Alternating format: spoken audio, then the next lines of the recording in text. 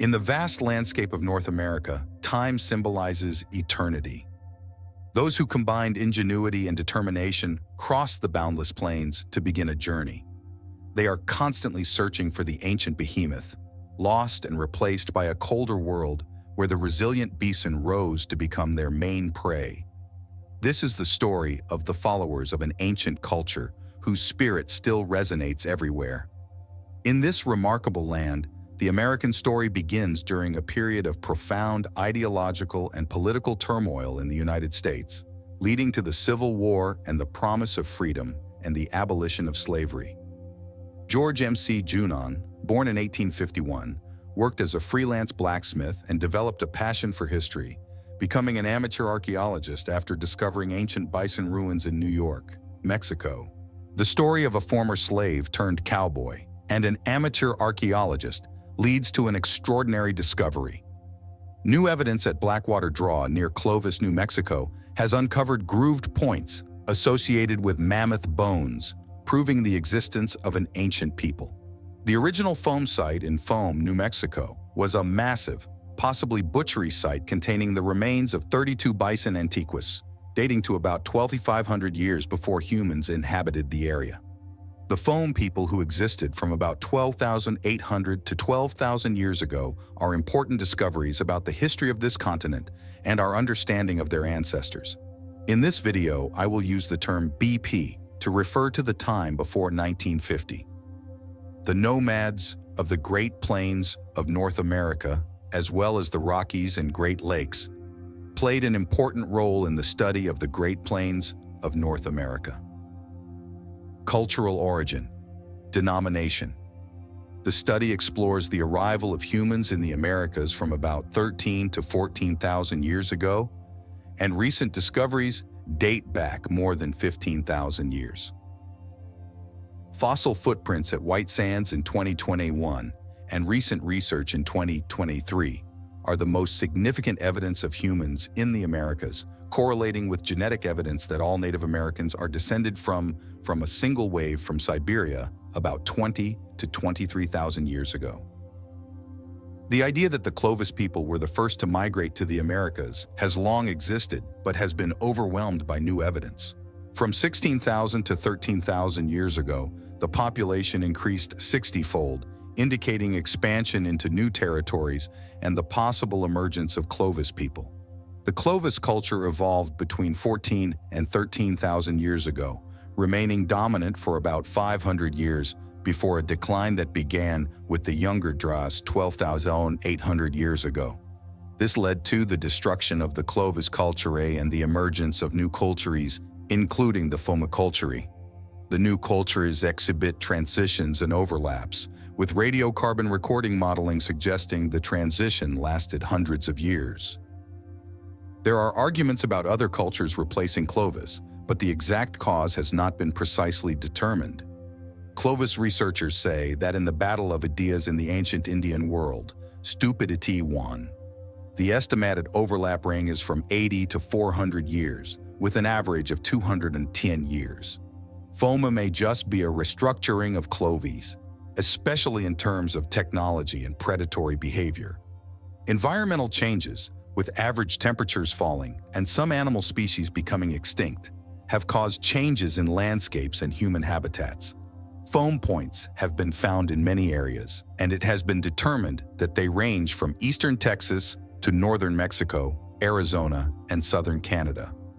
Although Midwestern archaeologists do not believe that humans were present in this area during the Pine period, foamy sites have been discovered and proven their existence in these areas, includes Minnesota, Wisconsin, Iowa, and Illinois. Wisconsin has a total of 142 sites, while the total number of sites is estimated to be 2,500.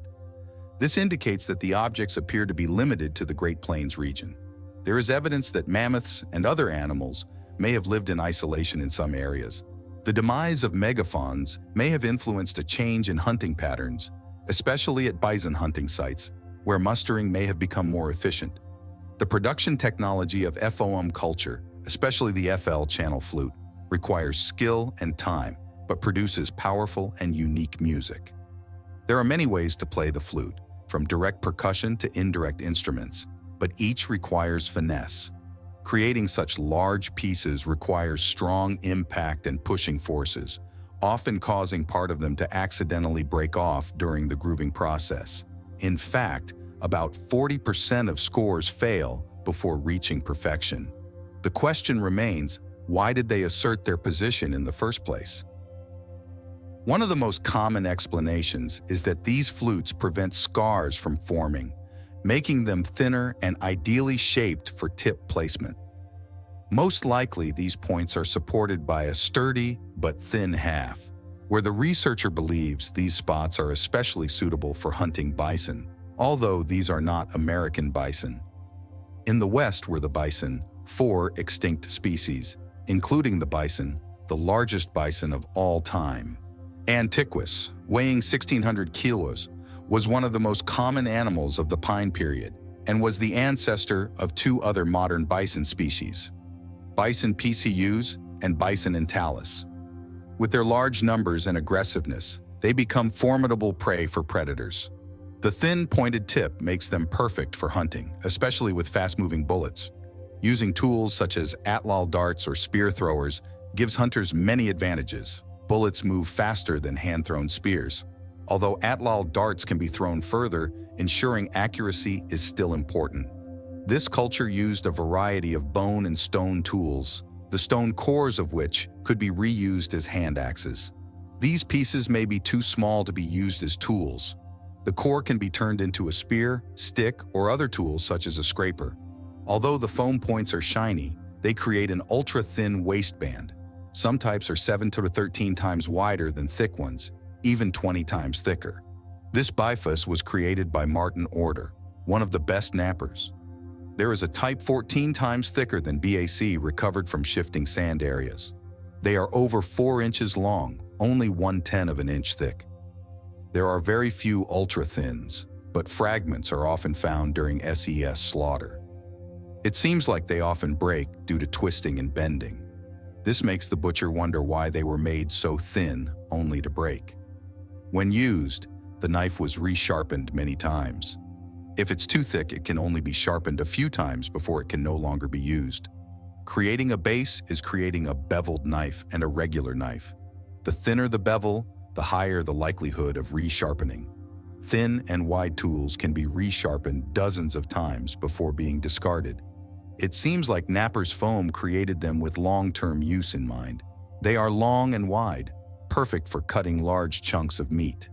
Dr. Peggy Giray discovered that these tools were used for butchering and light cutting of meat. She speculated that they were worth the laborious job of slaughtering large animals like bison or mammoths. It must be gutted and cut into small, usable pieces. Bones were broken, some turned into tools. The skin is shaved for many hours. The sinew strip is cut off. Dr. JRE speculates the thin skin may have been crafted and used primarily by women, with male hunters primarily participating. It's interesting to think that they might have split the genders when Flint took his last nap. Double-sided glass is associated with the Clovis culture. Superthin was found at the late Clovis site and possibly a predecessor site, also within the Cody complex.